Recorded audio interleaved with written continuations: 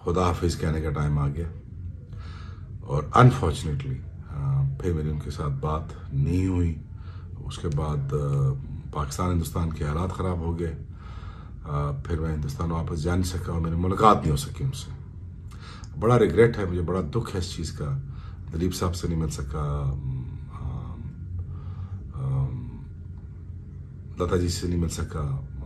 बड़ा दुख है मुझे कि बहुत बड़े लोग थे, बड़ी खिदमत थी इनकी आर्ट में, बहुत बड़े आर्टिस्ट थे, बहुत बड़े गुलकारा थी। मुलाकात नहीं हो सकी, इस चीज़ का मुझे हमेशा दुख रहेगा। Rawalpindi Express has left the station. जी अस्सलाम वालेकुम, welcome to Shweta YouTube channel. आज एक बहुत ही उदास कर देने वाली खबर सामने आई लता मंगेशकर जी की, और वो वफात पा चुकी हैं। मैं वीडियो बनाना इसलिए ज़रूरी समझता था कि 2016 में मैं जब हिंदुस्तान में काम कर रहा था तो I had an honour speaking to her over the phone. मैंने उनको फ़ोन किया, मैंने उनको सलाम अर्ज़ किया और बड़ी खूबसूरत आवाज़ में उन्होंने मुझे जवाब भी दिया और आगे से कहा, बेटा आप कैसे हो? मैंने कहा मैं ठीक हूँ लता जी, आप ठीक ठाक हैं, आप खुशबाश हैं? तो कहते बेटा मुझे माँ करके बुला लो तो ज़्यादा बेहतर है। मैं जी माँ जी, मैं आपको माँ करके बुला लेता हूँ। मैं कहा माँ जी कैसी हैं आप? ठीक ठाक हैं? सेहत कैसी है आपकी?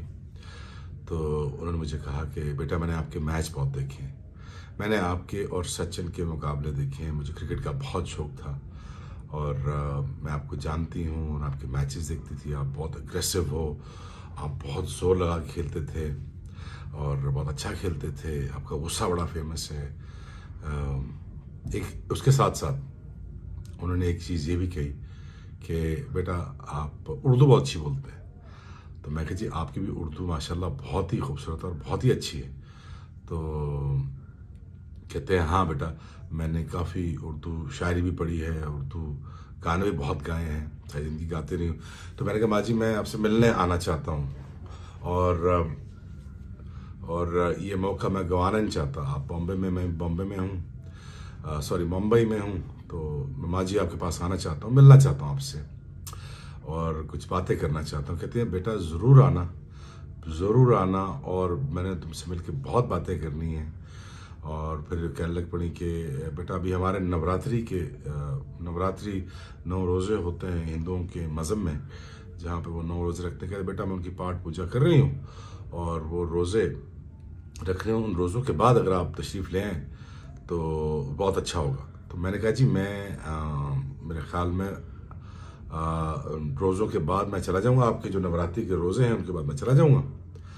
आप अपनी पूजा पाठ कर लें तो मैं फिर इंशाल्लाह वापस बॉम्बे आता हूँ, तो फिर आपसे इंशाल्लाह ज़रूर मुलाकात करता हूँ। तो कहती है आप बेटा जाना नहीं, मिल के जाना।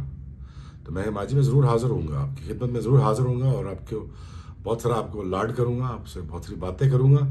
और एकदम उनकी टोन चेंज हुई, तो कह रही बेटा पाकिस्तान जा रहे हो? मैंने जी। तो मैं जब टोन की एकदम चेंज हुई तो मैं कहा माँ जी खैर है? कहते हैं बातें करते करते एकदम जब उनकी उदास आवाज़ मैंने सुनी तो एकदम कहने लग पड़ी बेटा मेहदी हसन साहब नहीं रहे। तो मैं एकदम शॉक हो गया। तो मैंने कहा जी बेटा नुसरत साहब नहीं रहे और बड़े गुलाम अली साहब नहीं रहे, मेरी दोस्त नहीं रही, मेरी उस्ताद नहीं रही, मैडम नूरजहां नहीं रही। तो एकदम शिफ्ट किया उन्होंने बात की, सारा जो मोमेंटम था शिफ्ट कर दिया। मैं कहा जी माँ जी वो इस दुनिया से चले गए हैं। तो एकदम फिर एक लंबा साइलेंस था, खामोशी छा गई, मैं भी खामोश हो गया, वो भी खामोश हो गई। फिर बातें करने लग पड़ी मेहदी हसन साहब के बारे में। तो बेटा उनके गले में क्या सुरीली आवाज़ थी, वो उनको भगवान भी मानती थी, वो उनको कहते उनके गले से भगवान बोलता है।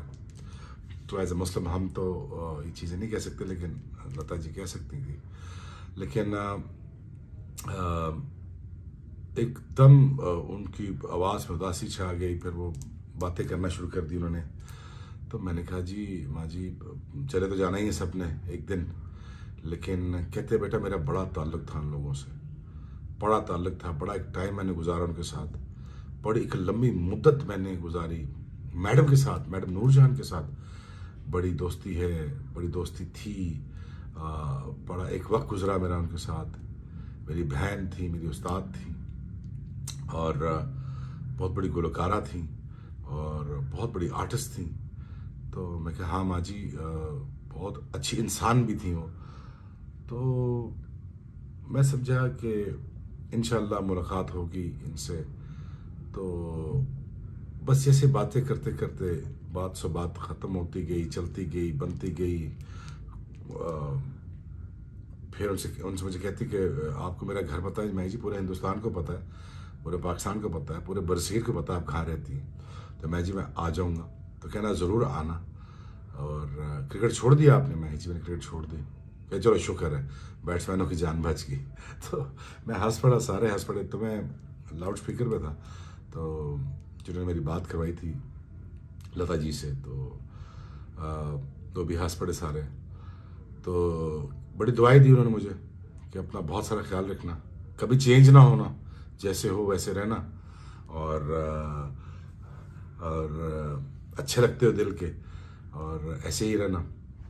मैं कहा जी ठीक है जी, ऐसा ही रहूँगा, ऐसा ही होगा इंशाल्लाह। और फिर कहती हैं अब